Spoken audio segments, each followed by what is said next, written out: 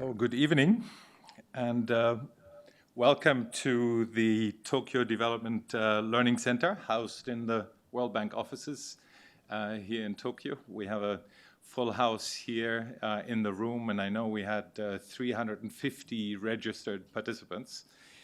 Very happy to welcome you all. My name is Dirk Reinermann. I'm the Director for Trust Funds and Partnerships in the Development Finance Vice Presidency of the World Bank, and I'll be your moderator for the next couple of hours.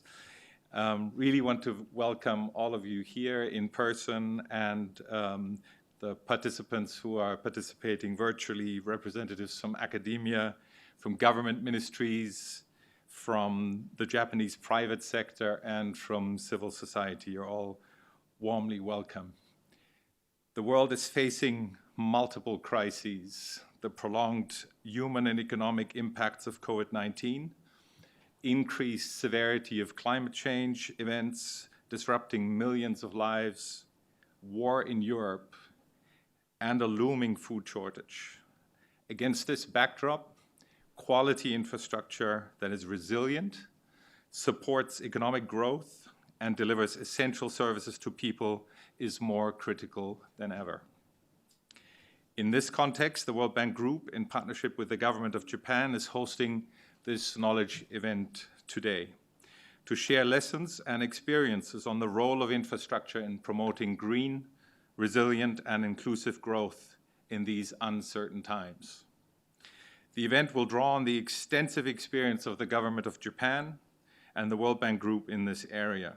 It will also highlight lessons from Japanese-supported global programs that promote resilient quality infrastructure within both public and private investment.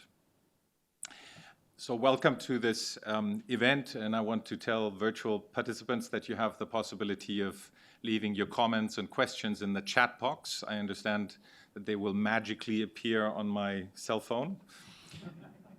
And I also want to inform all of the participants that we plan to record this event so that others can watch it later. So if there are no objections to that, we will do so.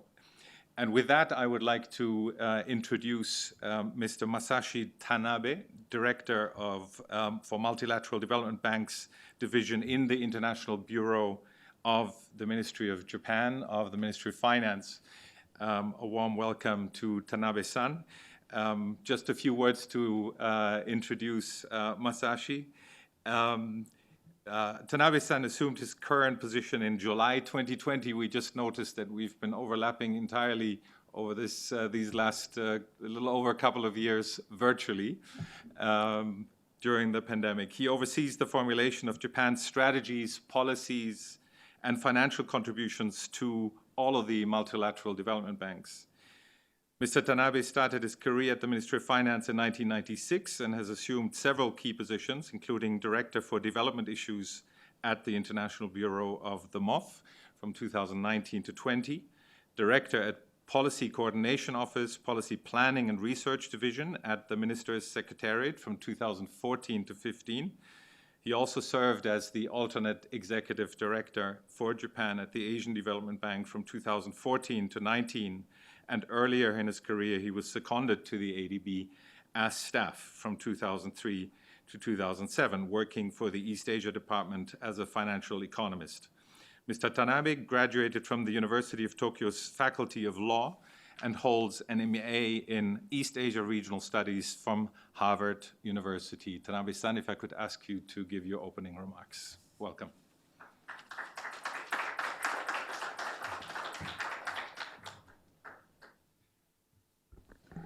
Thank you, Dirk, for your kind introduction. Good evening, everyone in Tokyo. Good morning and good afternoon or good evening to those participating from all over the world. I'm Masashi Tanabe, the Director of MDB's Division, the Ministry of Finance of Japan, and it's a great honor to make opening remarks at this fantastic seminar. Let me first express my sincere appreciation to Director Reinermann, Director Waba, and Director Fakuri, Special Representative Yoneyama-san, and the colleagues from World Bank who made efforts to organize this seminar And last but not least, for all the participants from around the globe. The government of Japan has been advocating the importance of infrastructure investment in developing countries, as we believe infrastructure investment with high quality constitutes a foundation for sustainable development, while poorly managed infrastructure investment or insufficient infrastructure investment only puts burdens on countries. With this belief, we led the discussion at the G7 and G20, which resulted in G7 Iseshima Principles for Promoting Quality Infrastructure Investment in 2016 under Japan's presidency, and G20 Principles for Quality Infrastructure Investment at the G20 Osaka Summit in 2019. And in order to promote quality infrastructure investment based on these principles while leveraging Japanese expertise, we have been working with the World Bank, including through Quality Infrastructure Investment Partnership, or QIIP, Global Infrastructure Facility, or GIF, the Japan World Bank Program for Mainstreaming Disaster Risk Management in Developing Countries, and Tokyo Development Learning Center, TDLC. We are now facing multiple crises. The COVID-19 pandemic has had negative socioeconomic impact all over the world, and it is expected to continue to linger, particularly in low-income countries. Russia's invasion of Ukraine has highlighted global instability. Under these circumstances, we believe that the importance of quality infrastructure investment will become only greater in order to achieve Build Back Better. We also believe that the promotion of quality infrastructure investment is aligned with and synergistic with the World Bank Group's Green, Resilient, and Inclusive Development, or GRID approach. So today, I would like to explain the importance of quality infrastructure investment by aligning QIA principles with the GRID. First of all, the promotion of green infrastructure towards green recovery. In November 2021, the leaders from both developed and developing countries gathered in Glasgow and reaffirmed their commitments to promoting decarbonization at COP26. We, Japan, also reiterated our commitment to achieving carbon neutral by 2050. In order for the international community to achieve these ambitious goals of Paris Agreement, it is essential to reduce greenhouse gas emissions, also in developing countries. However, achieving these goals by developing countries on their own might be difficult, and thus providing financial and technical support, which includes building green infrastructure, is indispensable to mitigate the impact of climate change. Climate change requires us to invest not only in mitigation, but also in adaptation to enable us to cope with natural disasters with elevated severity and frequency. This brings us to the next element of GRID, which is resilience. Today's main theme. Mainstreaming DRM efforts and developing resilient infrastructure should play a central role in promoting adaptation.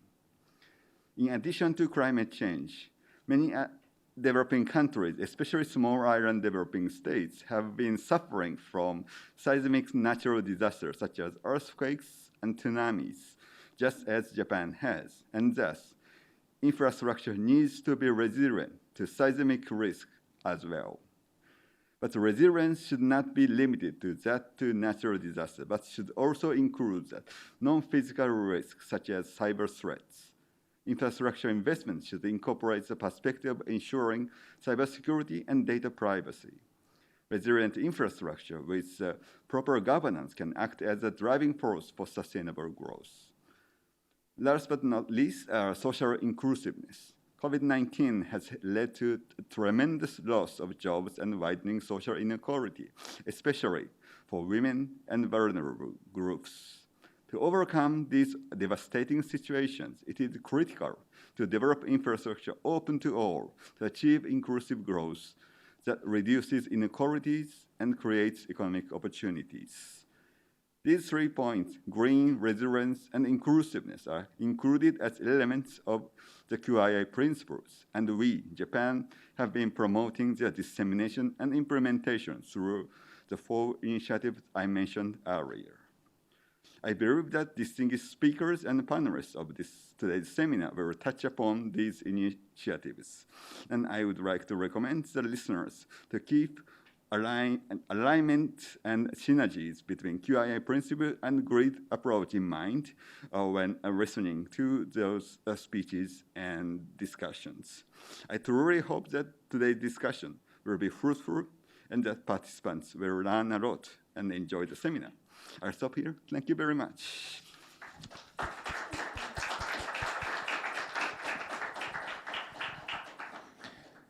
Thank you very much, Tanabe-san, for getting us started and for explaining the links between quality infrastructure and the grid, and also explaining how the bank and Japan have built a strong partnership to promote quality, resilient infrastructure and urban development through both the public and private sector delivery.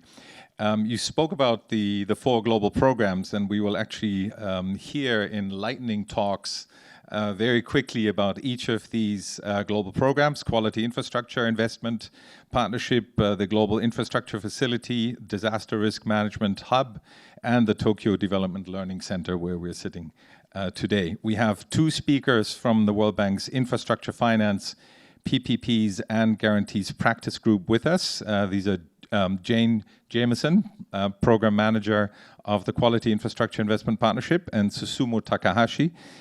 Susumu is Infrastructure Specialist from the Global Infrastructure Facility, or the GIF.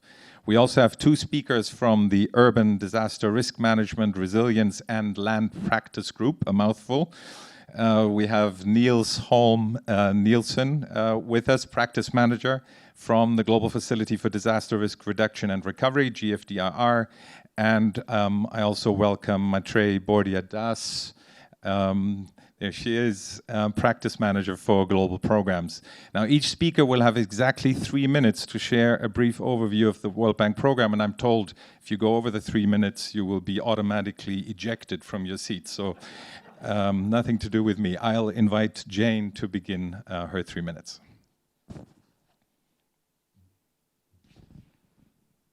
Thank you, Dirk. And as you said, my name's Jane Jameson. I'm Program Manager of the Quality Infrastructure Investment Partnership, or QII, and I'll expand a bit more on the quality infrastructure principles that Tanabe-san has just introduced. So what do you think of when we talk about quality infrastructure? Is it good design or good specifications? Is it sound construction or good workmanship? Or is it strong materials and standards?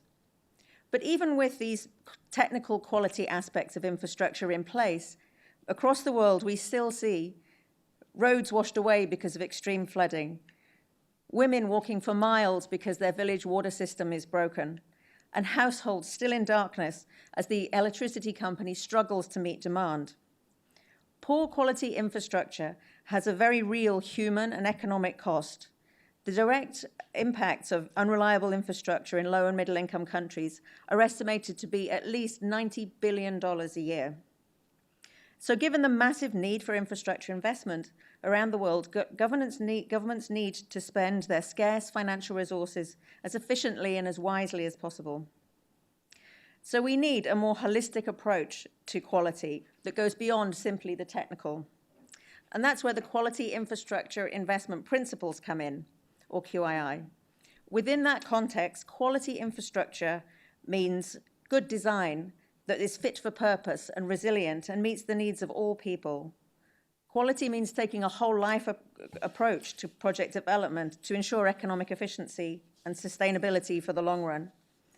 And it also means establishing robust governance of infrastructure investment to make sure there's openness and transparency in its delivery. As Tanabe-san mentioned, the set of QII principles we have today was endorsed by the G20 in its Osaka summit in 2019. And more recently, the G7 has reaffirmed its commitment to the QII principles in the context of the green, resilient, inclusive post-COVID recovery.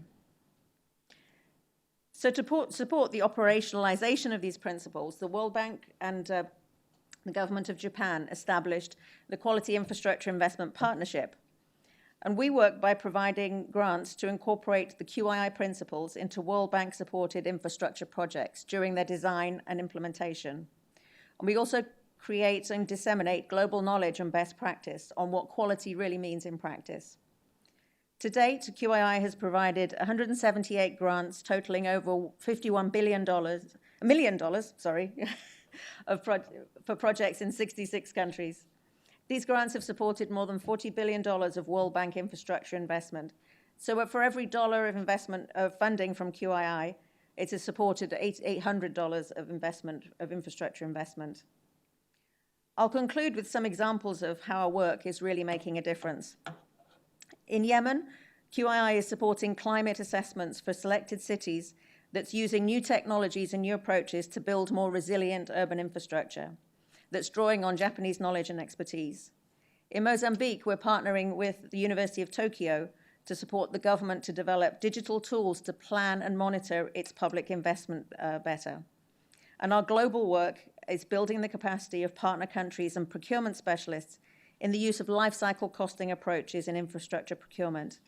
And this improves the economic efficiency and strengthens the sustainability of infrastructure assets in the long run. I hope this has been a useful, quick brief of the QII partnership. And of course, you can learn more about us on our website. So thank you very much. I hope I was within the 3 minutes. Thanks, Jane. Thank you. Very good lightning. Susumu on the GIF. Hello, good morning, good afternoon, everyone. My name is Susumu Takahashi from Global Infrastructure Facility, so-called GIF. Since we have a lot of Japanese audiences, attendees here, so I decided a few minutes ago to speak in Japanese, so let me switch it to speak in Japanese. Yes, it would be great to have the headsets for those who speak in English. So,改めまして、GIF の高橋と申します。私どもの活動を一言で申しますと、プロジェクトプレパレーションファシリティということで、民間資金をインフラの投資に導入するための活動を行っております。グローバルに今の世界を見ていただきますと、インフラ投資のニーズというのは非常に大きいものがあります。数字は様々ありますが、年間1 trillion US ドルが必要と。じゃあそれにアドレスするためにどうしたらいいかといいますと、もちろんパブリックバジェットを使ってのインフラ投資はまず最初に来るでしょう。ただそれだけでは十分ではありません。民間投資を呼び込むことがそのインフラ投資を達成する上では、インフラを充実させるためには必ず必要な状況となっています。では、インフラ投資を加速するために問題が、加速させるための問題を挙げるとすると、こちらに書いてありますように2つありまして、その環境がないということと、その案件、投資機会がないという、その2つの問題があります。それに対して GIF は、バンカブルでサステイナブルで質の高いインフラを作る、民間投資を使って作るために、エンドトゥエンドのトランザクションアドバイザリーサービスを提供しております。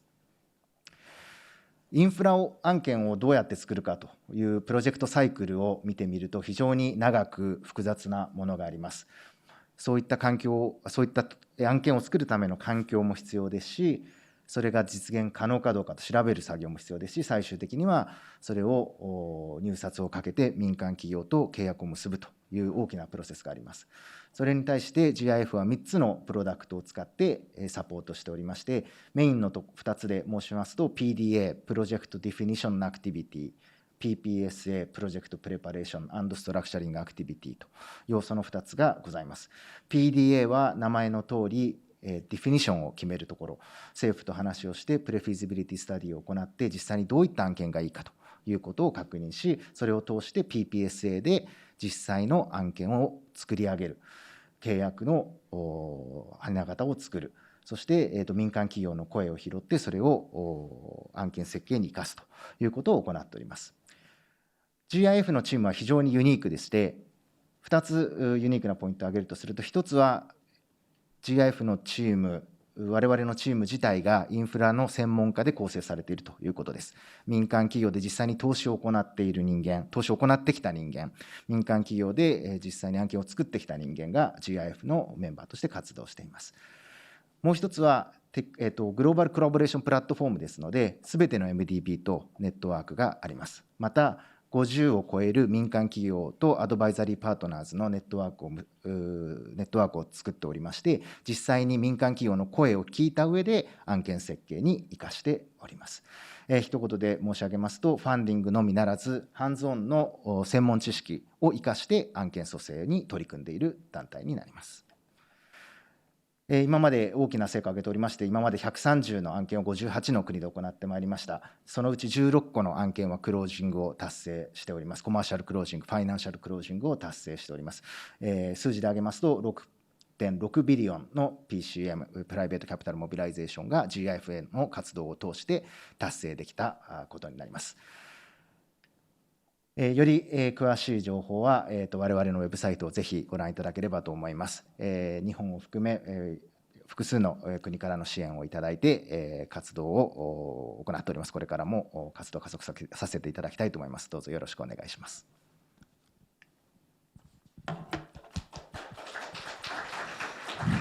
ありがとうございます。Sumo-san. Niels, can I invite you to talk about the GFDR?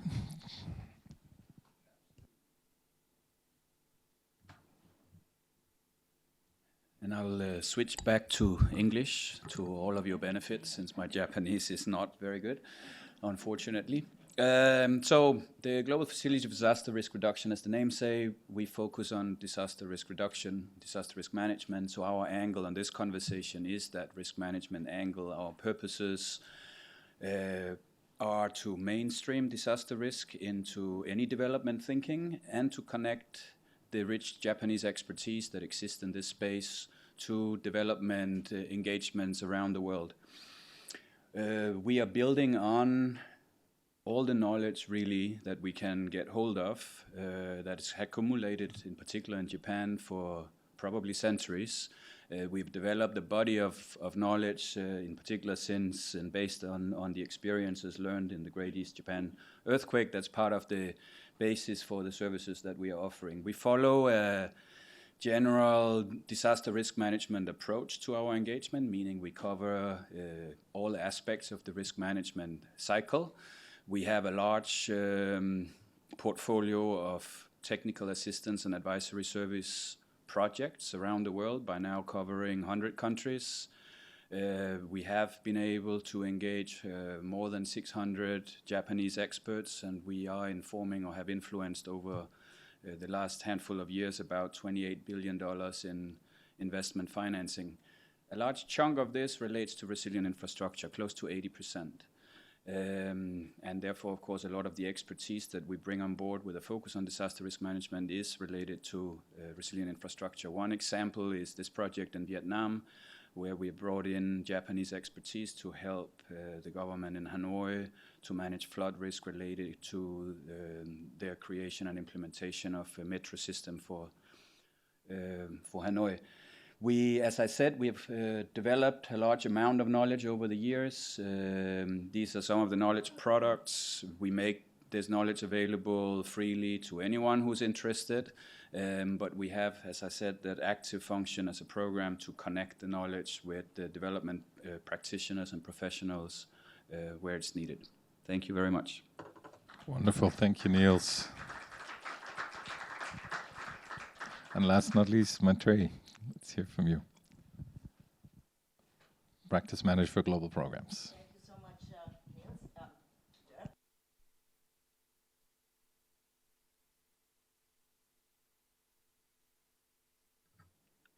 It's a great pleasure to welcome you all to the Tokyo Development Learning Center and to our studio here.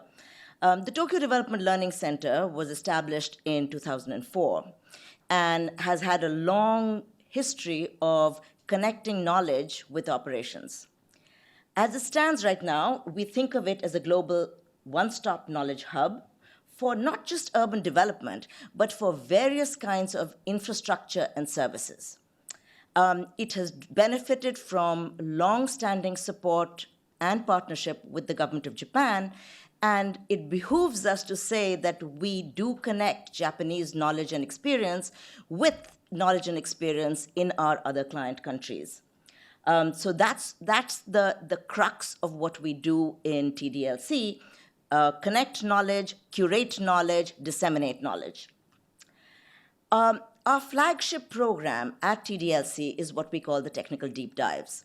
In our technical deep dives, we bring clients and task managers of the World Bank to the Tokyo Development Learning Center, at least before COVID we did, in a 5-day immersive learning experience where people learned from each other. This was not a top-down learning experience. It was very much a horizontal learning experience where people just learned in different ways and from each other, particularly from Japanese experience, and we would send our participants to Japanese cities to be able to learn and imbibe, and then follow it up with action plans at the end of that 5-day technical deep dive. This is what you're seeing right now are the technical deep dives that we're doing virtually, and I want to say on behalf of my team that my team has made an art of virtual technical deep dives. That's another example of our technical deep dives, and the Japanese experience that our technical deep dives also offered the participants. The second thing we do is operational support. So as I said, at the end of the technical deep dives, our participants come up with action plans as to what they'd like to do. And the technical deep dives range from resilient infrastructure to urban regeneration, to housing, to all kinds of infrastructure and services, including transport, which is not part of our practice group, but it encompasses all of the ways in which urban development and transport and infrastructure intersect. This operational support is something that we offer after our clients go back to their countries and then reach out to us, asking us how can we help in operationalizing the knowledge that was disseminated during the technical deep dives. This is also an example of a technical deep dive, actually, that took place in Kenya. And another example of a technical deep dive. The other two things that we do, which are also connected with not just the technical deep dives, but the operational support, are documenting case studies. We particularly document the good practices that occur in Japan, but we have also documented cases that have occurred in other parts of the world, sometimes in preparation of the technical deep dives and sometimes in response to the technical deep dives. Finally, and most importantly, our partnerships and collaborations are the key to our success at the Tokyo Development Learning Center. These partnerships are of two kinds. One is what we call the City Partnership Program, where we have partnership with several Japanese cities that range from not just knowledge curation and dissemination, but also frontier knowledge generation with Japanese cities. And now we are going on to doing much deeper engagement with academia and civil society. We have a community of experts that also help us in this knowledge hub. And I think I'm at the 3-minute mark, Dirk. So I will not be ejected. Thank you very much. Thank you very much, Maitreyi. If I'm not mistaken, that was the deep dive into the Tsukiji fish market, which has, in the meantime, moved to another quality infrastructure location in Tokyo. Thank you very much for these 4 excellent presentations that I think have given us a snapshot of the partnership and how deep it is between Japan and the World Bank, and really illustrated some of the examples of how we together, I think, promote resilient quality infrastructure. I want to now close this session of the lightning talks and move on to our panel discussion. And for the panel discussion, I would like to first introduce our distinguished panelists one by one, and then I'll ask you, once I've introduced you, ask you to come up to the podium, please. So let's get to know our panelists a little bit. I will start with Megumi Muto, who is the Vice President for JICA. Megumi-san, would you like to come up to the podium while I introduce you?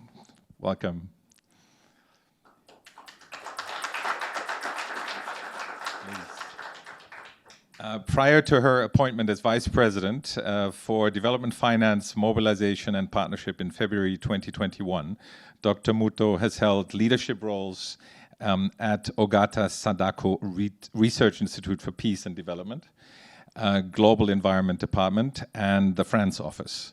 During 2010 to 15, she was responsible for the Philippines and the Pacific.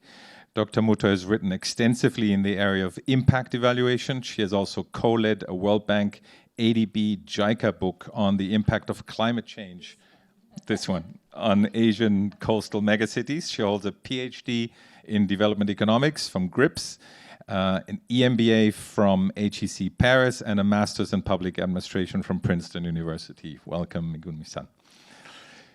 I'll move right along and welcome my good friend Sami Nagwitwaba. Sami, welcome.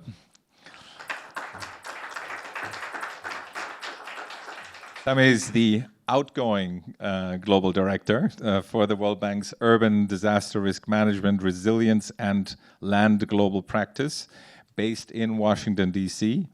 The global practice also covers issues of territorial development, geospatial, and results-based financing, and it has $30 billion in lending commitments and over 400 staff. He has over 25 years of experience in urban development, land and housing, infrastructure, and sustainable development. Prior to joining the World Bank in 2004, he worked at the Institute of Housing and Urban Development Studies and the Harvard Center for Urban Development Studies. He holds a PhD and a master's in urban planning from Harvard University. He co-authored the World Bank's flagship publications on public spaces and the hidden wealth of cities, urban land regeneration and culture in city reconstruction and recovery with UNESCO. Welcome, Sami. And moving right along, I also want to invite my friend Imad Fakhouri up to the panel. Imad is the Global Director. Global Director for the World Bank's Infrastructure Finance, PPPs, and Guarantees Practice Group, IPG. IPG is charged with developing sustainable solutions to help close infrastructure gaps in developing and emerging economies. This is done by scaling up investments in critical infrastructure sectors, leveraging innovations that drive impact and promote quality across sectors and regions at scale that encourages the participation of the private sector. Imad joined the World Bank from IFC, where he was Senior Advisor for Private Sector Solution. In both positions, he's helped strengthen efforts to mobilize innovative sources of finance for development.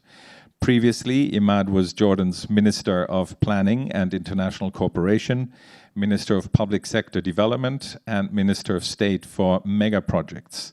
He was a senator in Parliament and Chief of Staff and Director of the Office of His Majesty King Abdullah II. Imad has degrees in biomedical engineering and engineering management, in addition to a master's in public policy from Harvard's Kennedy School and an executive MBA from Northwestern University. Imad, warm welcome. Please, a round of applause to our panel once more. Very good. So with that, we'll dive into the panel discussion, and we'll start with round one. And round one is really around resilience. Resilience is a term we hear a lot these days in the context of infrastructure. And I'd like to turn to our panelists to hear what it means to them. And I'm going to start with Sami on the far side. Sami, the World Bank Group has a strong commitment to the climate and disaster risk management agendas. Can you please explain how the World Bank Group is able to operationalize and deliver on this commitment?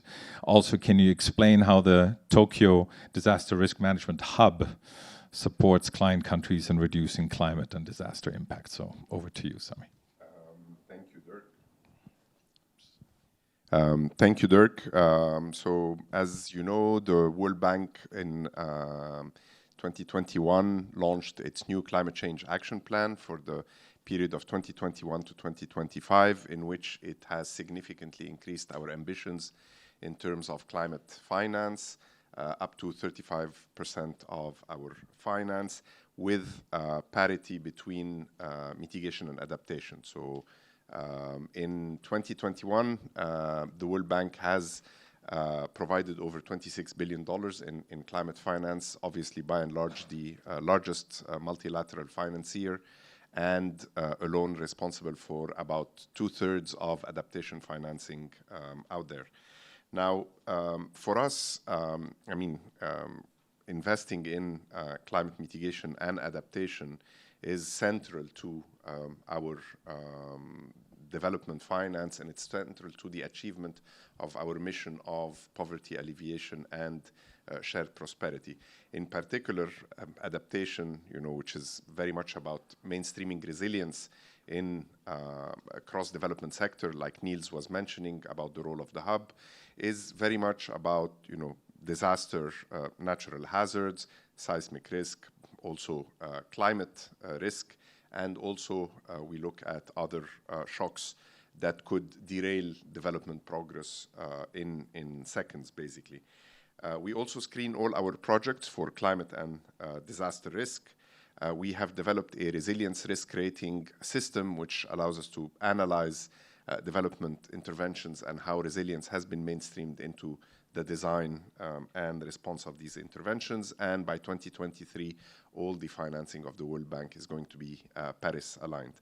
Now, a major instrument in the pursuit of our objectives of mainstreaming resilience across development sectors is the Global Facility for Disaster Reduction and Recovery, and specifically its Japan World Bank Disaster Risk Management Program, which has a major multi-year program that's generously funded by the government of Japan that mainstreams disaster risk management with a focus on the built environment.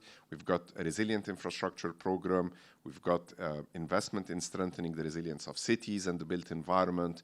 We have basically investment in strengthening the resilience of public facilities, a safer schools program, and so on and so forth. And all these programs collectively have considerably advanced our support to clients in mainstreaming resilience across development, and has helped, as Niels explained, connect Japanese expertise and sharing the advancements in Japan with the rest of the world.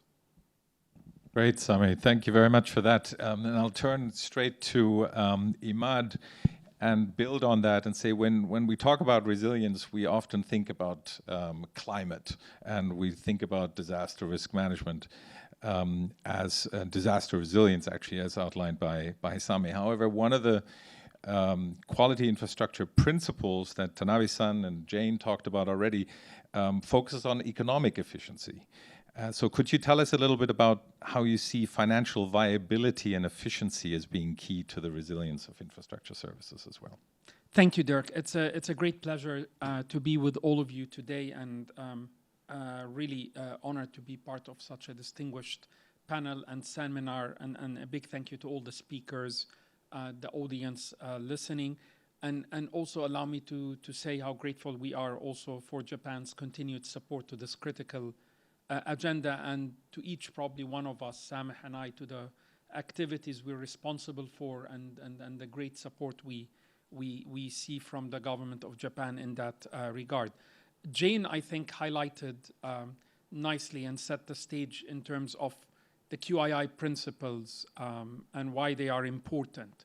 And it's the expanded definition, Dirk, I think, within those QII principles that is relevant to responding to very much the question you posed. So when we talk about mainstreaming QII principles into infrastructure development so that we can deliver quality and sustainable infrastructure that is also resilient and inclusive, this is at the heart of this is very much how to design solutions that are fit for purpose, that are resilient, that are inclusive, that meet the needs of all people, that build in a life cycle approach to project development, and that ensures economic efficiency and service sustainability, whilst at the same time establishing a very much robust infrastructure governance in that regard. So financial viability and efficiency being key to resilience are two critical, I think, attributes that are very important for the long-term sustainability of infrastructure, because we have to consider a whole life cycle approach of the assets. We want to make sure we're including the proper maintenance and operations so that we ensure that the infrastructure we build today is actually going to deliver services for the entire lifetime that it's been actually designed for. And we know clearly that the financing needs for infrastructure are great. So we want to make sure that every yen or dollar we spend is producing the maximum impact. And let me maybe use some QII partnership examples to maybe highlight the response to this. So QII partnership is actually helping client governments. We're developing specifically a policy and operational guidance note that is looking at how to modernize really public asset management and coming up with practical, basically, recommendations on how existing assets can be actually optimized and leveraged so that we can mobilize both additional resources and as well as enhance the resiliency of critical infrastructure. This in itself very much ties in the efficiency side to the importance of the resilience side.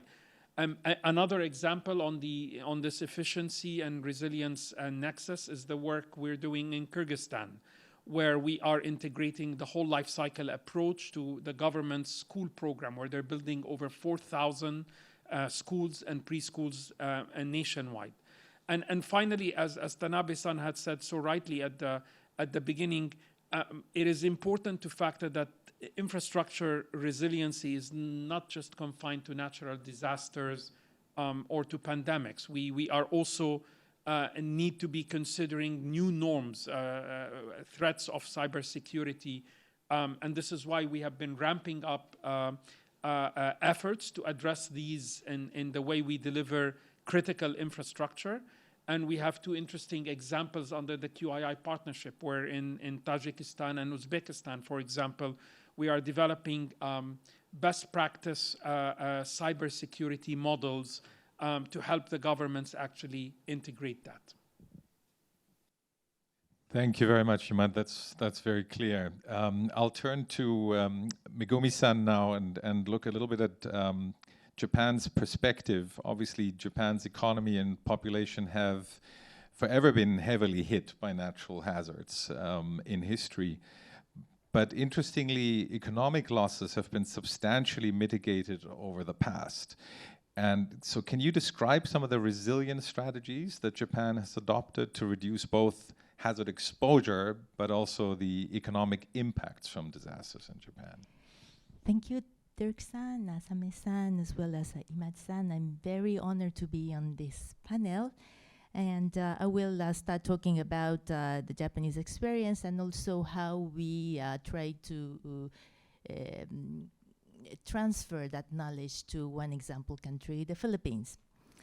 Japan has experienced diverse types of natural disasters over the centuries and has built resilience in the society and institutions learning from these recurring disasters. Even in the case of one sample family, my own family, two of my grandfather's generation were involved in river management, both from the private sector side and the public sector side. Reducing disaster risk has been the central theme of local governance, or I would say village governance, for community protection, agricultural crop protection, connectivity, and industry resilience.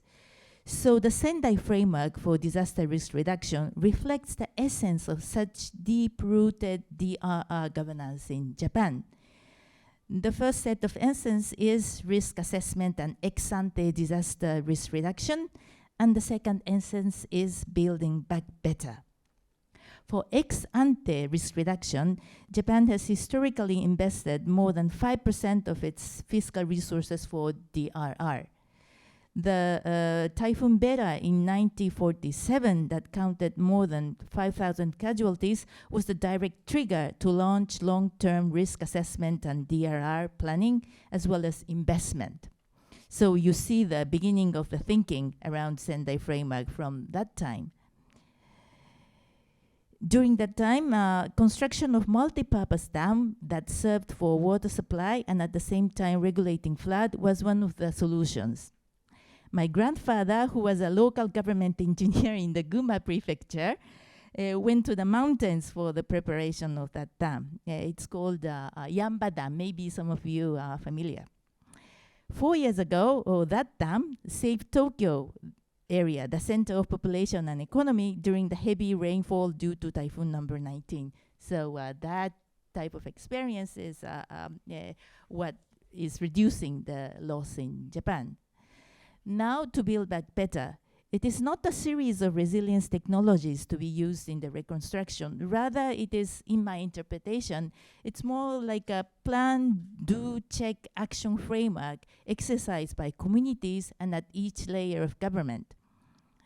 And during the process, the local land use plans are revised and the technical requirements for structures are upgraded. So it's really this PDCA cycle that is behind the thinking with regard to Build Back Better. The natural hazards covered seismic, flood, landslide, tsunami, coastal erosion, and others depending on the geography. We have done a lot, but there's so much ahead. When the Great East Japan earthquake hit, no building collapsed because of the seismic movement. But it was the tsunami that was the main cause of more than 15,000 lost lives. This painful PDCA journey for resilience continues, thinking of each life lost. One of the countries that we have supported in the area of this ex-ante disaster risk reduction and building back better is the Philippines. The slide, please. Maybe the next page. Yes. Our support for disaster risk reductions covers volcanoes, seismic, landslides, but most importantly, flood control. I was stationed in the Philippines in the mid-90s and understood by experience that flood caused by typhoon was the disaster that affected most in terms of population and economy. JICA's support to protect Metro Manila started in the 70s and continues even now through many phases of loan support combined by technical cooperation that made the first master plan, revisited it several times, and supported the capacity and institutional building at DPWH. And through the times, through the these exercises, we increased our teamwork with the World Bank. One illustration of the impact of this collaboration is the case of Typhoon Ulysses in 2020. And the next slide.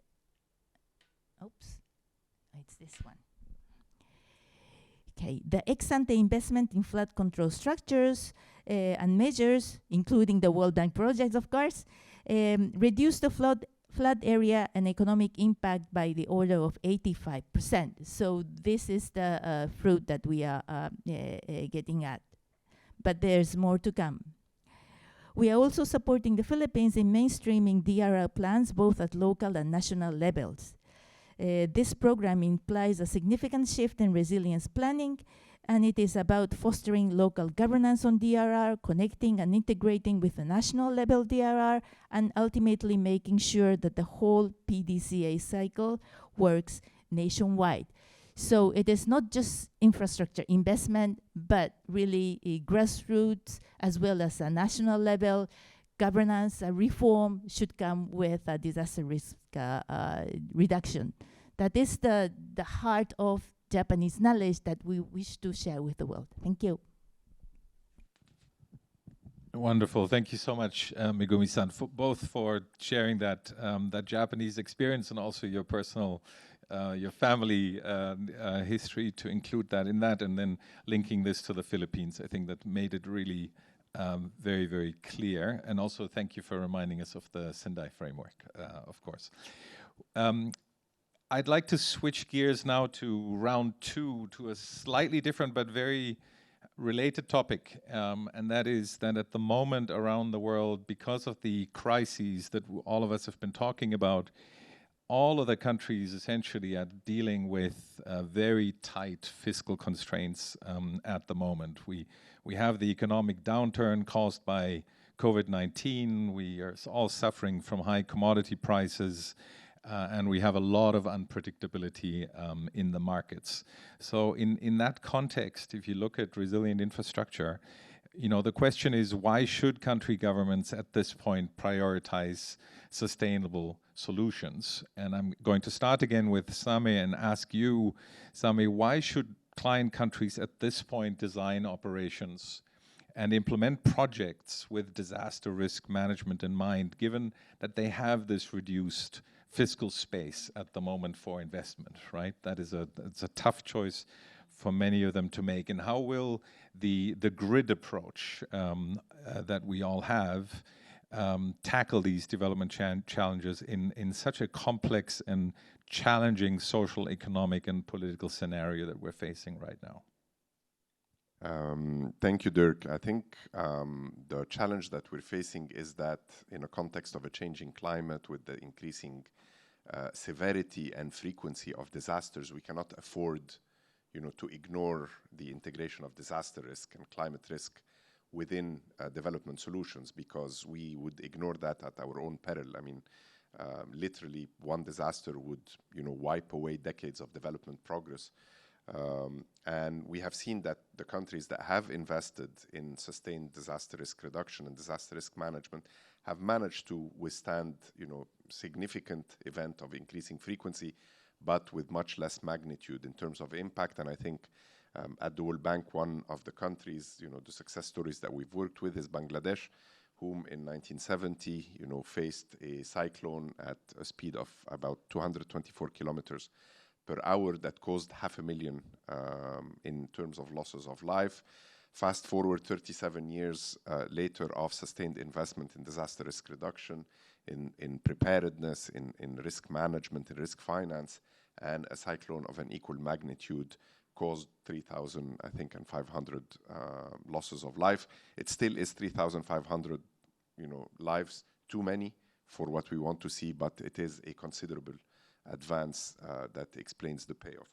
Now, why do we, as we emerge from the COVID-19, why would we look into a recovery that's green, resilient, and inclusive? I think Tanabe-san was a very articulate speaker in demonstrating the alignment between green resilience and inclusive development, and the quality infrastructure investment, in the sense that we need to mobilize maybe the scant resources that are available, not only to save lives and livelihoods in terms of a public health impact, but also in terms of jump-starting the livelihoods and forestalling the economic crisis, injecting liquidity, supporting the private sector, and using this in a way that can harness the advances that would happen towards also tackling the climate crisis. Now, if a country or a city is facing a fiscal constraint, like you've explained, Dirk,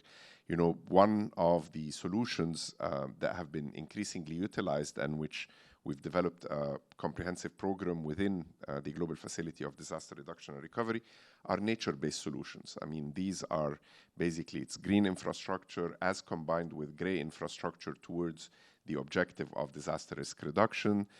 For instance, in the city of Beira in Mozambique, a 17-kilometer linear park along the Chiveve River managed to, on the one hand, reduce the frequency and severity of flooding that was affecting the city.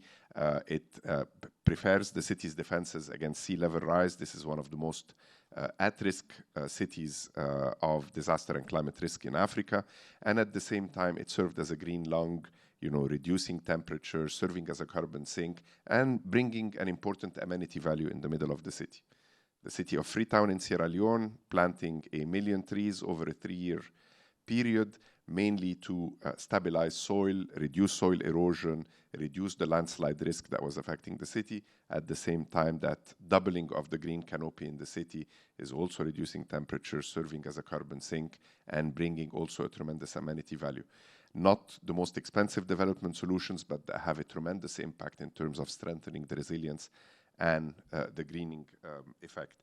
Lastly, life cycle costing, as Imad has mentioned, as Tanabe-san has mentioned, it's critical to integrate, if you will, the entire operation and maintenance budget as we're looking to capital expenditures, because at the end of the day, building something cheap, and having to work extensively on maintaining it over the life cycle is the equivalent of building it well and reducing, if you will, the maintenance burden. So I think, the alignment between grid and quality infrastructure investment is particularly critical in this context.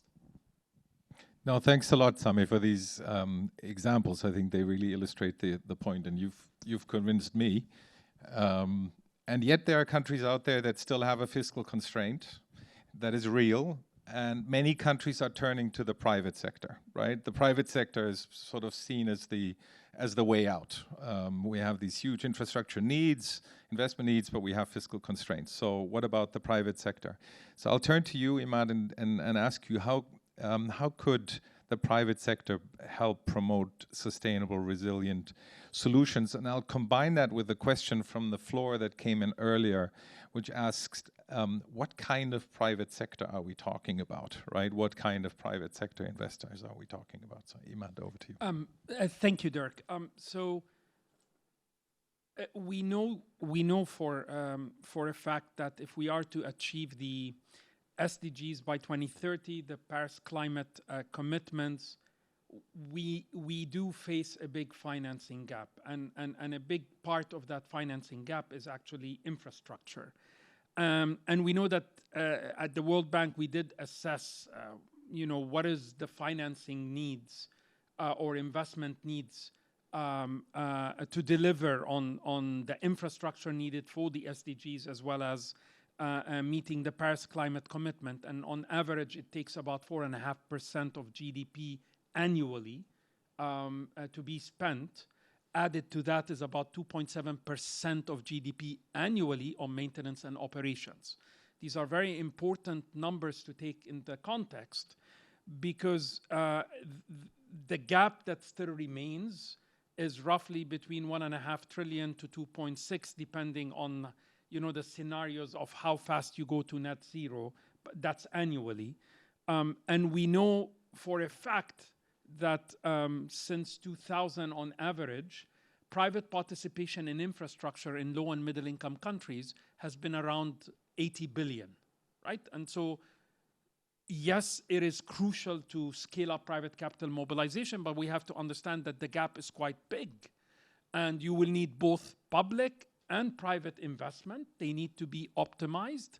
And for every yen and dollar we spend on the public side, there has to be the thinking of the maximum leverage that it can deliver on mobilizing private capital. Otherwise, that financing gap won't have a magical solution that bridges it up that fully, because it's quite sizable. And this is why private capital mobilization is a key corporate priority for the World Bank Group. And we know that it takes interventions from upstream all the way to the downstream holistically to be able to scale up systematically private capital mobilizations and the crowding of private sector solutions to help us in that regard. For the private sector to come in, obviously we look at PPPs or public-private partnerships as a critical modality, because it can allow us to bring the type of private sector, when competitively tendered, that offers the best solutions in terms of technology and innovation. You want that process to give us the best that's out there to do that, to give us the qualified technical and financial consortia or developer that is bound to deliver on time, on budget, contractually. It has to be designed in a way that extracts the best value for money through the appropriate risk transfer between the public and the private sector. And PPPs by themselves are very much conducive to a life cycle approach, because you have to think of the entire life cycle costing, the key performance indicators, the maintenance and operations aspects. So that is extremely helpful when we think of private sector in delivering on this agenda.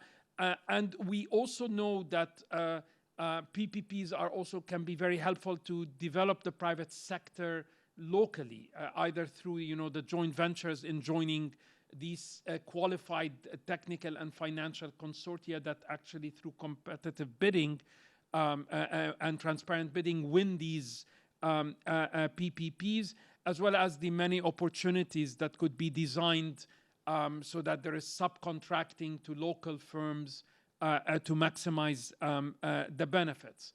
And Dirk, let me just add maybe a few examples. So from the perspective of the IPG global practice within the World Bank Group, we very much are working across sectors, across all of the practices, to help them think about what are the enabling environment on the upstream that is needed to systematically bring the private sector, to how do you build the bankable project pipelines that could deliver on that, to the proper way you structure projects, and then provide the necessary preparation support, as well as the necessary credit enhancements. And one of those types of facilities is very much the global infrastructure facility that we house, that has, spends a lot of time on proper project preparation, mainstreaming in the work they do the QII principles, the resiliency requirements, the infratech considerations, the gender requirements, and the climate mitigation and adaptation needs in the way it prepares a project, designs it, and proposes the necessary private sector solution. And an interesting example is the work that GIF did while tapping into Japanese expertise in Vietnam, helping EVN, which is the utility in the electricity sector, actually address the fiscal requirements and constraints by helping it become creditworthy, which allowed it then to actually go to the market and access commercial financing without actually needing a guarantee from the central government, and freeing up that fiscal space, which is disappearing or has much more burdens to do in that regard. So these are the type of approaches that are very much useful to help us actually bring in the private sector in the proper way, maximize the benefits that the private sector can deliver in that regard, but understanding also that you would need both public and private interventions synergistically optimized in terms of how we use the scarce public resources to leverage the most out of the private sector to help fill in and reduce that financing gap. No, super. I think that's very helpful to be reminded of the balance between the public and the private, also to emphasize that the private is not just about bringing in the resources, but also helping with the quality piece of quality infrastructure. So thank you for these excellent examples. Megumi-san, again, would be really curious to hear your experience, JICA's experience, how you deal with these situations with clients that are facing these fiscal constraints and yet have to build resilient infrastructure. Thank you very much, Dirk. I personally think one of the missing areas in the Sendai framework, let me go back to the basics, is exactly what to do under fiscal constraints. The Sendai framework envisions a steady state of ex-ante disaster risk reduction complemented by risk management measures, including disaster risk finance and insurance for residual risks. That's very nice. But then in the real world, both disaster risk itself and financing envelope are moving targets. That's the reality. The disaster risk is a moving target, not just because the hazard changes due to climate change, but because the exposure, the city grows, right? And the vulnerability changes because a lot of people come from the rural areas and they are in very vulnerable living environments. Finance envelope also moves because of the economic crisis, just like the ones that we are experiencing. So we really have to think of this path towards resilience, internalizing these dynamic parameters. I'm sorry, I'm a bit too bookish, but I mean, that's the basics. These days, we are talking so much about net zero transitions, so likewise, there should be a dynamic optimization for resilience under changing risks and finances. So finish with a bookish type of statement. So let me move to the question of what should be the guiding principles in the real world for infrastructure under this dynamic situation. The key word for me is really thinking about the externality for resilience. This is my personal opinion, but it was really like that in helping the Philippines. In concrete terms, it is first, do the risk assessment, and secondly, proceed with the projects that define the backbone of the regional resilience. That's my tip. In the midpoint of my career, I wanted to be the country director for the cooperation program for the Philippines. So when I was still in research, I did a JICA World Bank ADB joint study on the climate risk of Asian coastal megacities, the one that I showed at the very beginning, and analyzed the possible loss caused by traffic disturbance and asset damage during intensified flood events. Under several IPCC scenarios in Metro Manila. At that time, that was around 2008-9. It was still a study, research, not even an operational thing. But I did it. And then in the analysis using the origin and destination data suggested that 25% of regional GDP could be wiped out and explicitly showed the areas and depths of inundation. And then I added the incremental impact of doing this DRR flood control projects alongside the Pasig Marikina River basin in Metro Manila.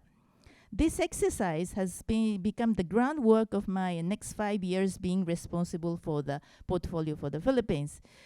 And by the way, it was an era when the Philippines was gradually moving towards investment grade. So the emphasis was a lot on PPP, right? A low appetite to borrow, but the lending to Pasig Marikina a river system, which was really the backbone for resilience, the regional resilience, went on. So this deep insight into the overall risk, exposure, and vulnerability of Metro Manila, helping me in concentrated to the real important. I would say, maximizing the externality in resilience of Metro Manila. I should say that this is beyond the flood control infrastructure. One day, we were planning to support the seismic reinforcement of all bridges in Metro Manila. Of course, because of the budget constraint, fiscal borrowing constraint, we could not cover all, but selected the Guadalupe Bridge on the key lifeline and the bridge right before the presidential palace. I knew that reinforcing these two bridges would be the key to resilience and building back better of the whole Metro Manila, and even for the whole country.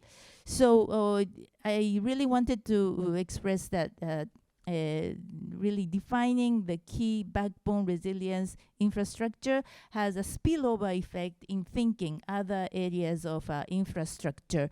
I may also add that after this exercise, I gave a green light to start the planning of a subway network because I had a reasonable assurance that flood water would not be inundating the subway systems, right? And when the fiscal space opened gradually, the Philippines government started thinking about that subway, and now it is in construction stage. So that there's this dynamic interaction between creating resilience. Then when the fiscal space opens, we can start again building the whole set of resilient and as well as sustainable infrastructure. Thank you very much. Excellent. Megumi-san, thank you very much for that. We are right on time, and my job is to see whether there are some questions maybe from the room. I have a couple of more online, but I wanted to give colleagues a chance also to ask any questions from the room. Let me have a look whether there's anybody with a burning question. If that's not the case, then I'll go to the questions in the room. And I think there's one that I find particularly interesting. It's a bit provocative in the sense that somebody's asking, obviously nobody is opposed to resilient infrastructure. Makes a lot of sense as a concept. The question is, what does a resilience assessment look like, right? How do you assess resilience? How do you look at the unexpected event, which by definition is unexpected? You don't know what the magnitude is going to be, what the nature is going to be. So what does a resilience assessment look like? And a follow-up question to that, which I think is related to this, is how do we avoid excessive disaster prevention, right? This came, I think, when we were talking about fiscal constraints, to say, you know, is there also a point, is there an optimum, right, where we get into a trade-off to say, you know, at this point, maybe investing too much is also not in our interest. Anybody who has a burning desire to answer that, I'm sort of looking at Same over there, 6 years global director in urban. I'm sure you have an answer.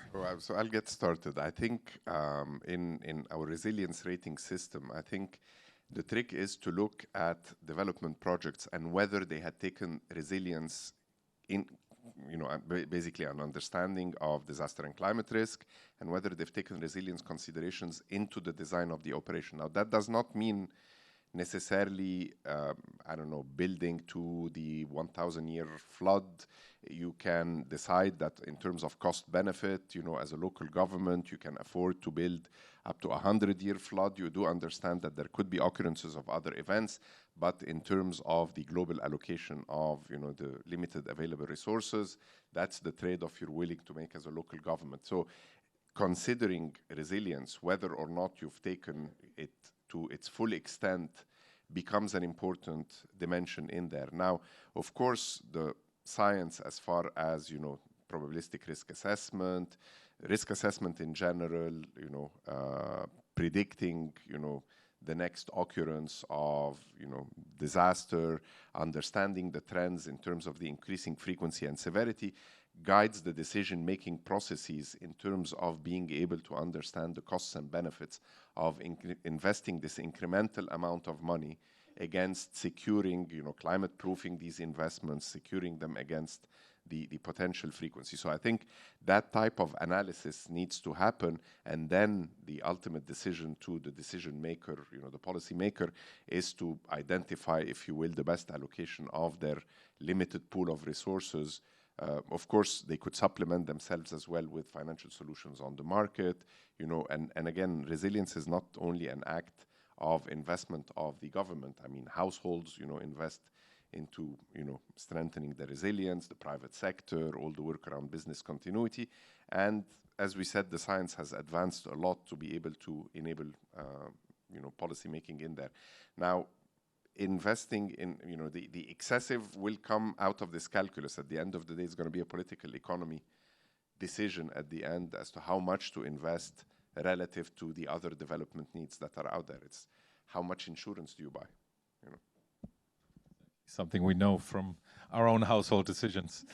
Imad, I saw you were nodding heavily as well as the question was coming in.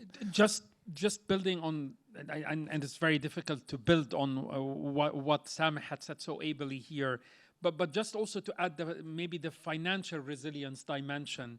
a little bit that we're also investing in helping governments when they utilize PPPs to also build what is called the fiscal commitments and contingent liability framework rightly in ministries of finance, so they can actually assess the total portfolio. What does it mean from a financial resilience point of view?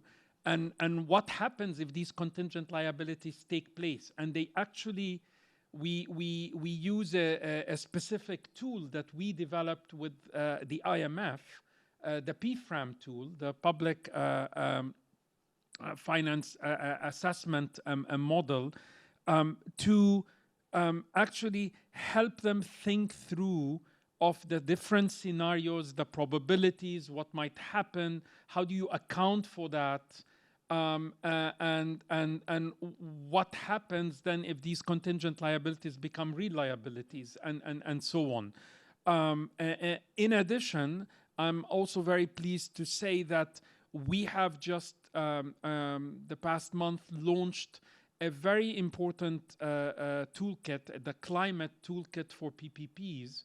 There is quite an extensive one that helps practitioners, government officials, transaction advisors better design, better procure, and better manage PPPs with an extensive way of looking at all the necessary climate mitigation and climate adaptation requirements, which actually looks also at all of the resilience issues. So looking from a private sector perspective, how do we help the private sector as well as government that need to regulate these transactions, obviously, benefit from these tools? And we're also in the process of developing 5 sub-tools that are sector-specific also, to further actually zoom in on these areas, because it is this type of knowledge, guidance, and toolkits that are going to get us to become better at understanding how do we strike the right balance in delivering on the resilience side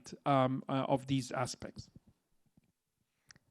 Excellent, thank you, Matt. Megumi-san, I also saw you nodding heavily, so this is probably something that you also experienced in your direct client contact in JICA. So any further thoughts from you? Thank you very much. I wish to add maybe 2 aspects from my hands-on field experience. One is around the keyword of joint probability, right? When I was doing this research more than 10 years ago with the World Bank and ADB on this climate risk assessment, we were sitting together and thinking, okay, these risks happen, but what if these risks happen at the same time, right? I mean, of course, the probability gets smaller, but when it happens, it's huge. I mean, it's catastrophic. So we didn't have the answer, but I think it's still a very central question. As I mentioned in the great East Japan earthquake case, I mean, yeah, the earthquake came, we managed it, but then it was with the tsunami. Right, so the question of joint probability is really analytically and also in terms of economic and political choice. It's a question that we don't have the right answer, but we have to think about it. That's one. And then with regard to this resilience investment and this type of argument, practically, we really have to think at this point of time, what is the extent of a risk that we want to reduce, and what's the extent of risk that will be residual risk, right? And with regard to the residual risk, what are the financial risk finance measures that we can cope with this residual risk, right? Maybe insurance is one area that can help us. For example, in the Philippines, after doing this flood control and other infrastructure, I started technical assistance with the Treasury as well as the biggest pension fund of the public sector to create a framework in which there will be a risk-assessed pricing in the insurance of public assets, so that pension fund could come in to insure some of the public assets. So it's one of the coping strategies for the residual risks. So a political economy decision on what would be reduced ex ante, what will be residual, and what to do with that residual with the financial instruments is the kind of like a toolkit that we practitioners share. Thank you. Excellent, and thanks again for the participant asking a really good question. I think that provoked a series of very good answers from the panel, and what I take away really is comfort that we do have the tools and that the science is there to assess the risks properly, to do resilience assessments, and that we have financial tools as well to address this in a fiscally responsible manner. I think that's very comforting. I want to come back to a question that we had planned for you in round 3, and that was around unpredictability, the lack of predictability going forward. Somebody wiser than me once said that predictions are always difficult to make, especially those about the future. And I want to have 3 questions, actually, one starting with Sami. You are just coming to the end of your 6-year global director term. You're going to be the regional director for Europe and Central Asia, or already are. What are some of the priorities that you see in the coming years, given this lack of predictability that we have? Europe and Central Asia as a region sits at the intersection in between basically the European Union on the one hand, Russia on the other hand. It's a region that's at the epicenter of the green transition, of course, because of the impact of the European Green Deal, border carbon market adjustment mechanisms, applying to the neighboring economies, and then, of course, is in the epicenter of the war on Ukraine and its impacts in terms of energy security, food security, disruptions of supply chains, etc. So I think it is really critical to think about, again, a combination of an acceleration of the decarbonization trend that's already happening within the region, but a significant investment in terms of adaptation, in terms of strengthening resilience and adaptation, in terms of looking at the impact of, especially on a dimension like food security, that is really rippling throughout the globe. Now, in terms of the solution, I think the solutions that we're looking at are increasingly being guided by a combination, obviously, of, in Ukraine, there will be a major impetus on building back better. How do we integrate the lessons that have been learned, whether in Japan and elsewhere, on how do you build after, a major disaster, whether that disaster is a conflict or, a tsunami, etc. How do you bring that rebuilding that takes into account the minimization of the risk, the rethinking of the mistakes done in the past, and correcting these as you build, if you will, new cities that are more compact, more integrated, etc. That's one challenge that we have. The other thing is to think around the guidance that our new, basically, country climate and development reports, CCDRs, are going to give in terms of guidance as to how do we look forward on, for instance, rethinking agriculture, looking at nexus between agriculture, water, and landscapes, looking at, where, if you will, urban and rural areas intersect, the challenge of lagging regions, the challenge of inclusion. So these development challenges will only be tackled through an integrated approach that looks at far beyond, if you will, the sectoral solutions, the silos, and brings about integrated development. So I think this is one thing that we'll need to be paying a lot of attention to. Sounds like you've got your job cut out for yourself there. Then similarly, Imad, looking at it a bit from the angle of the need to have the public and the private sector work jointly, which we've talked about already, guided by fiscal responsibility, obviously best practices, concern for the well-being of all consumers of infrastructure services. Keeping all of that in mind, And with this rapidly changing global landscape, what do you see are the major challenges in striking this optimal balance, if you like, between public and private investments to make infrastructure development sustainable? Thanks, Dirk. And listen, we have, I think, we understand that it is important. You know, we're going to need both public and private interventions. As we have said, we went just through a once-in-a-century event, which was COVID. And it was very interesting to see how COVID impacted you know, private participation in infrastructure. I think it's important to look at that because that gives us a way to see how do we continue dealing with the challenges when we now have not just the COVID crisis, but multiple crises out of what's happening in the world that we've all are reprogramming to deal with that at the same time. So when COVID broke out in 2020, we've been tracking private participation in infrastructure. Our teams in our global practice have been doing that since 1990. I mean, the numbers. And it dropped by 52%. We obviously all expected that. We saw projects. We were also using artificial intelligence to quickly track news all around the world to see which projects got postponed or frozen or stopped to understand.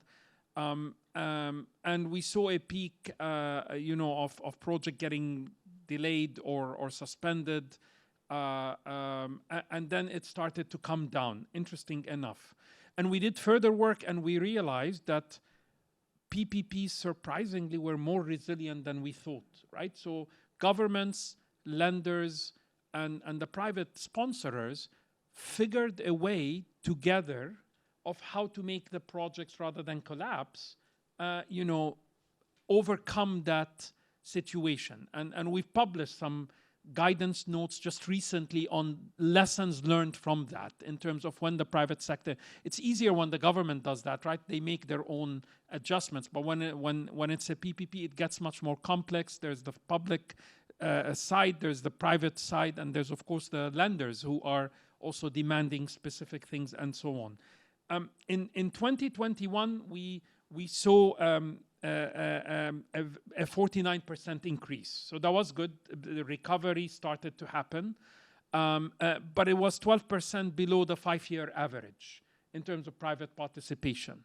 And then this year, we thought that recovery will continue at the same momentum. Of course, Ukraine happened, and that created a multiple crisis that we kind of have to deal with now. Much more tightening of fiscal space, increasing interest rates, inflation, which means the whole pricing assumptions of projects, in essence, are changing.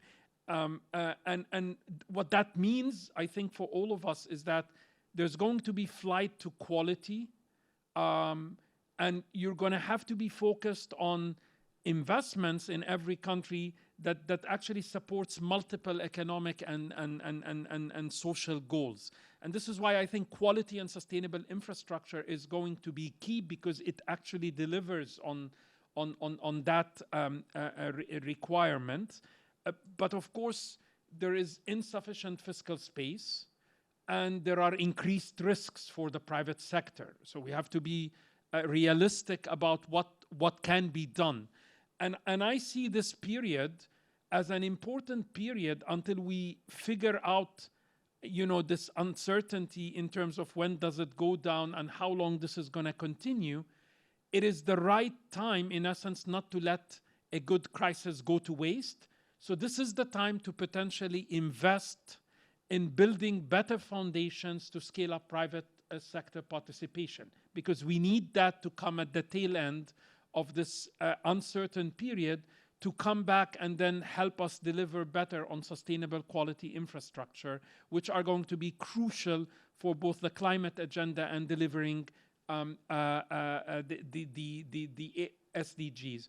And this is, I think, the message maybe that I would leave is that let us use this time well to think about the necessary reforms that we need to support our client governments do so they can systematically better scale up private sector participation in infrastructure, while looking at the transactions that we could actually take. And this is why this will depend on the country context, at what level of development the country is, at their macro fiscal situation, and we will need to work comprehensively.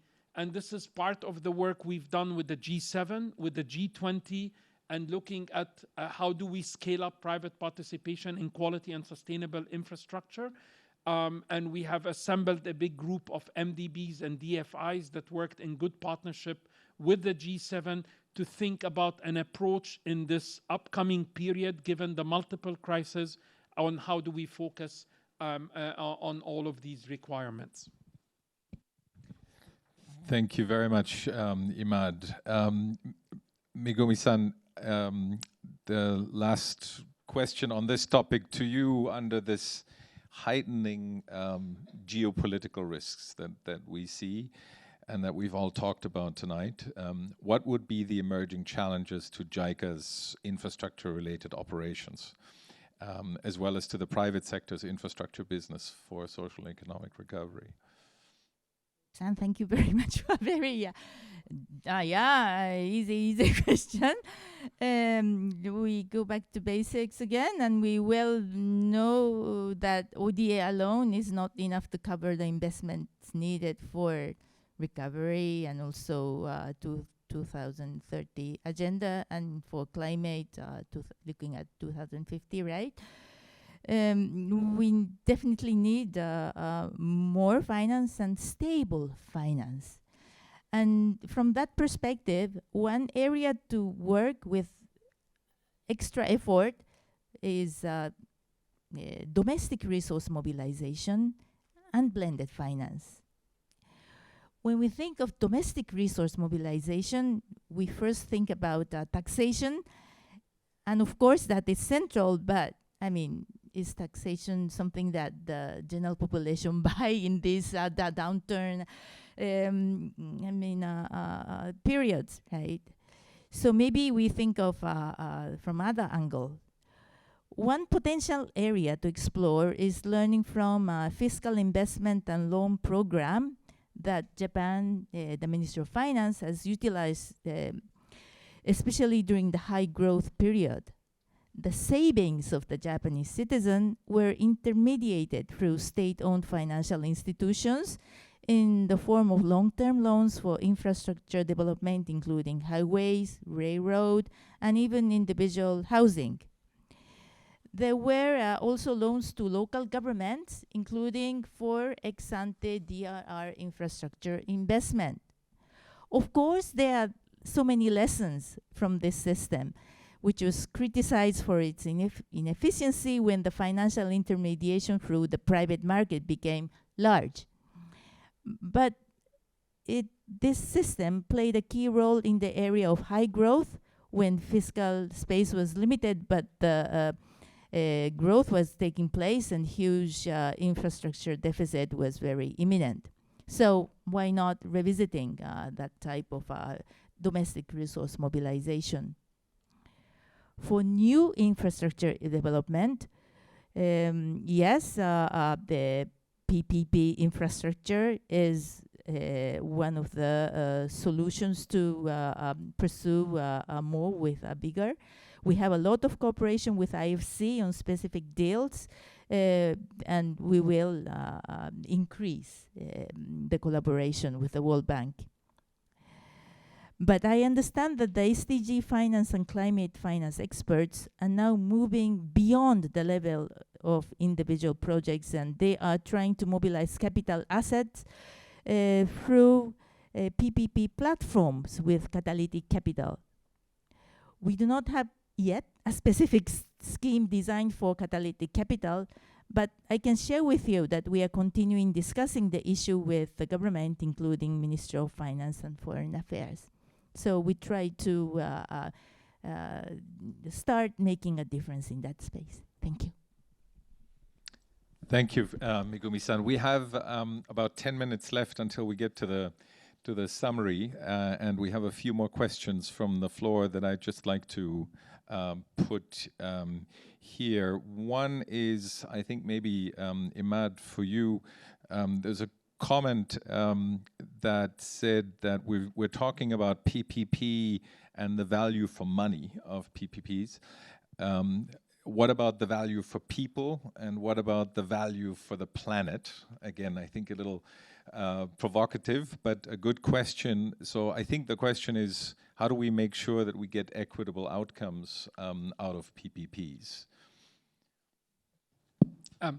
Thanks, Dirk. And cannot but fully agree with the colleague who put that comment. Obviously, in terms of designing both the PPP frameworks, the PPP enabling environment and process, and then the way you structure and prepare PPP projects, procure them, and then actually manage them and oversee them over the life cycle, we are very much talking about making sure that these PPPs are not only economically providing value for money, but they're also inclusive. They have mainstreamed all the necessary climate resilience and adaptation requirements. And in the toolkits that I've mentioned and provided for, this is the best practice and the guidance we provide in terms of making sure that PPPs are not only just value for money from an economic efficiency point of view, and that was only part of the formula responding to the specific question, but also that they need to be resilient and sustainable, and they need to be inclusive to factor in, all the social dimensions, and that they also need to make sure that they're sustainable from both a climate mitigation as well as a climate adaptation point of view. So we do very much advocate for making sure that these PPPs actually are offering value for money, value for people, value for the planet. Excellent. So a necessary condition, but not a sufficient condition to have value for money for equitable outcomes. Very clear. The other question was around, we've talked about urban mostly when we've talked about resilient infrastructure, but the question is around rural areas where still, in many countries, the majority of people live. Are we concerned about that too? Are we putting enough emphasis on rural areas and making sure that we have resilient infrastructure in those areas? I don't know who wants to take that question. Global Director Urban will take the rural question. Very briefly, I think we focus extensively on, as I mentioned, mainstreaming resilience across all sectors. So while we end up, especially when you're in a place like Japan or much of the developed world, you're talking about very high rates of urbanization, 80-90%. It's natural that a discussion around cities and the built environment will dominate the conversation. But in many other places, I mean, we talk about strengthening the resilience of landscapes, looking at water security, looking at high mountainous areas, etc. And we have a program that invests in strengthening resilience in landscapes within the Global Facility for Disaster Reduction and Recovery. And in fact, we have a major operation in Central Asia called ResiLand. It's about the landscapes again, and we've just approved the Uzbekistan module, if you want, as part of a rollout of strengthening the resilience of landscapes. And we're also going to be launching soon a global program for sustainable tourism that also looks at livelihoods within rural communities, especially around issues related to ecotourism and the creative industries, etc. And how can you support their development so that you're focusing both on the resilience of landscapes, people, but also on their livelihoods. Excellent. Thank you, Sameh. So we have a little bit of balance now in the conversation, which is very good. Thank you for the person who put the question. The last question that I have, or it's actually a comment, but I think it might be something for you, Megumi-san, because you've dealt with projects, including with local communities in the projects that you mentioned. And I think it is a question from our friends at ILO, or a comment, to make the point that including local communities in planning and in implementation is incredibly important for the outcomes at the end of the day for infrastructure, and making sure that it is accepted in the community, but it also enhances the quality. I'm sure you would agree with that comment. Is there anything that you can share from your experience from the countries that you've worked in where this has been applied? Thank you very much for this very important aspect of consideration involving the local communities in building resilient infrastructure. I can share maybe again the experience of flood control in Metro Manila, but you can imagine, I mean, when you build structures in a heavily built-in area like this Metro Manila, especially along the river line, you will see like maybe 3 or 4 stories of informal settlings alongside the river, right? And when you build flood control structures, you really have to communicate with these people, and not just communicate the importance of the resilience that this infrastructure will bring in, but we have to create not just a narrative, but the reasonable assurance for better life for each of the households. Living there in the river lines. And when I was the country director for the Philippines, I would frequently go to these areas, especially in teaming up with a university which is called Ateneo University. That there was a very strong sociology department in helping us in assessing the I would say the temperature of the local communities, right? And at first time, we weren't sure that we could have a good communication, but gradually, of course, with the efforts of the local governments there, we could create a system of communicating and really giving assurance about the lives and the relocations. Programs that these communities alongside the river would be having. So it's just this example of having communication in relocating people who will be affected by infrastructure. But I think it's a great opportunity for local governments to start the communication, and that communication of relocation would be a starting point in really thinking about the local DRR plans. It's painful that we have to relocate people. Sorry, I'm talking about urban settings, but that's really the reality there. And I'm sharing to all of you here that through these exercises, we do our own PDCA. And when we work on the community side of resilience, we use the lessons learned, and we do the ex-ante communication as much as possible. So we are doing what we should be doing, but trying to be inclusive each time we do this communication. Thank you. Fantastic example. Thank you very much for that, Megumi-san. Really very practical and very clear why inclusion of local communities is so important in building resilient infrastructure. With that, we are 40 seconds ahead of time, which I think is a perfect outcome. And with that, I would like to turn over the floor to my friend Fatuma Ibrahima, who's, I think, joining us online. I think she'll magically appear on the wall behind us. Fatuma, there she is. Fatuma is practice manager of the PPP group at the World Bank, has been listening carefully, I'm sure, and will help us with a summary. Over to you, Fatuma. Thank you very much, Dirk. I don't know whether you can hear me in the room. If you can. Perfectly well.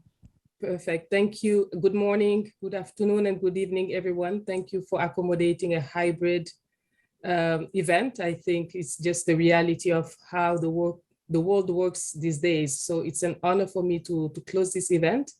And I'm not sure I will make justice to the richness of the discussion, but I will try to at least highlight some of the takeaways.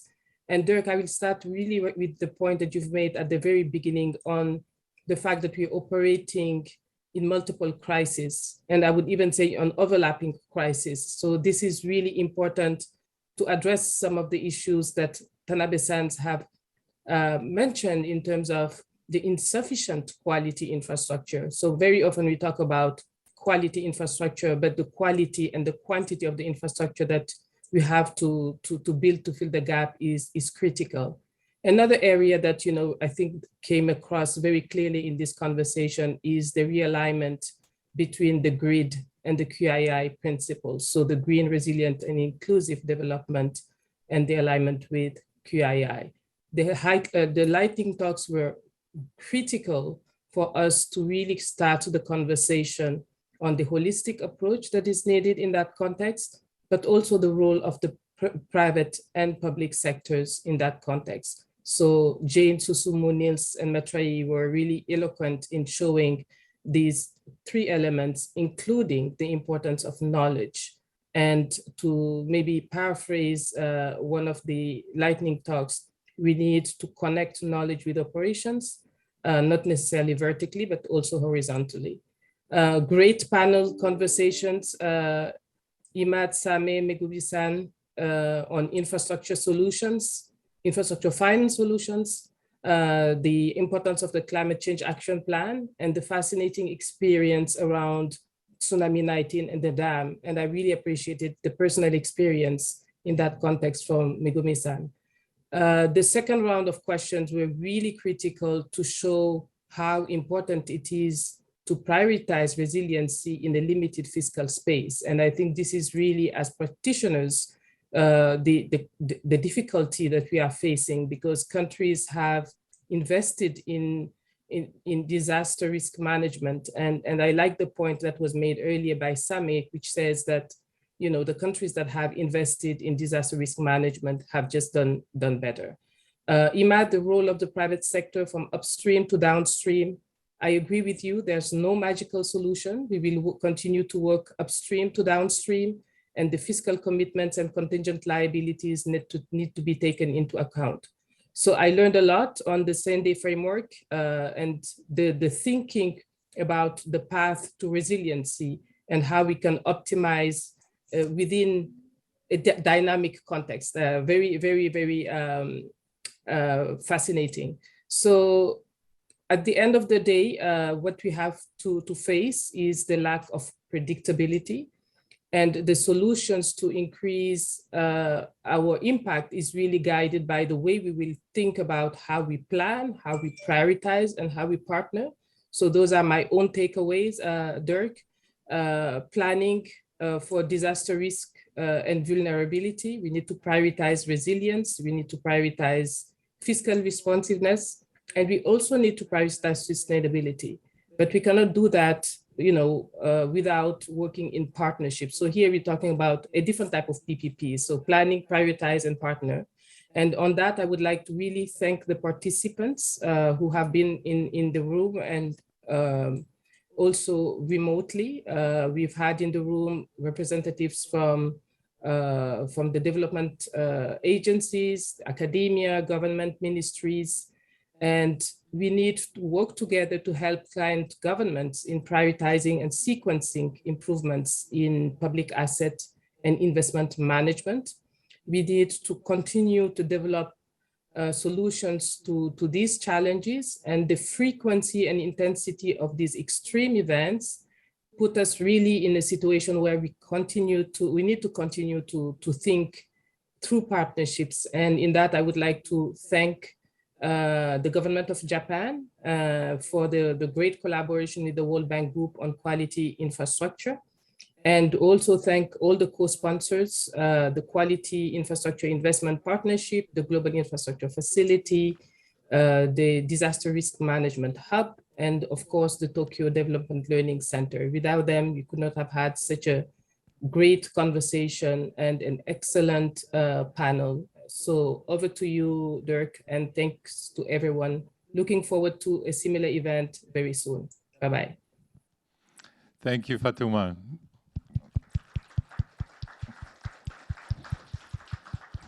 That was an excellent, excellent summary. So with that, all that remains is to close the event. I want to really thank everybody who was here, and I want to thank everybody who was online and stayed and sent in these wonderful questions and comments. Thanks for being so engaged.